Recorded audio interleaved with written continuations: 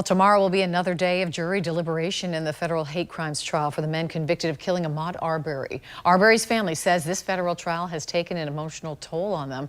These are court sketches from today. The jury is tasked with determining if the defendants chased and killed Arbery because he was black. News4JAX reporter Bree Isom joins us from the courthouse tonight. And Bree, some of Arbery's family spoke after the jury adjourned for the day. They did, and they say the waiting is hard, but they're confident that with all the evidence that has been presented, the jury will decide on a guilty verdict. After a week of the federal hate crimes trial, Ahmaud Arbery's aunt, Diane Arbery Jackson, says she thought the jury would come up with a verdict Monday. And then when we walked in there, she said, it's not a verdict yet. I was so excited, I was ready to dance. But we done made it this far.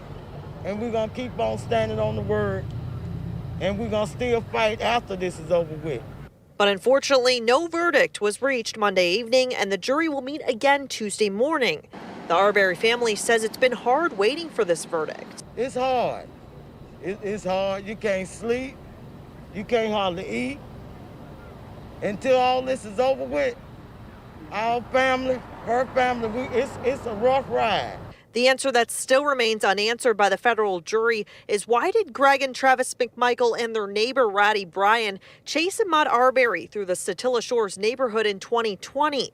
The government argued the McMichaels and Bryans' racial bias led them to view Arbery as less than a human being, motivating them to hunt him like an animal and let him bleed to death in the road without even trying to help.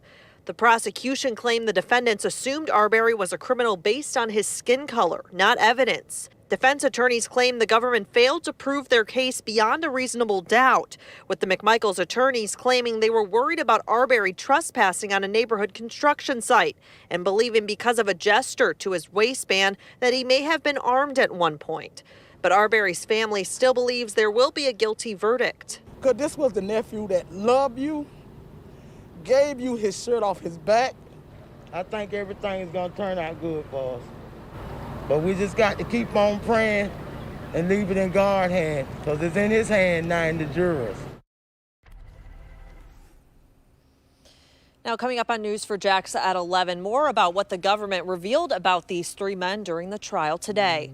I'm live in Brunswick. Bree Isom, Channel 4, the local station.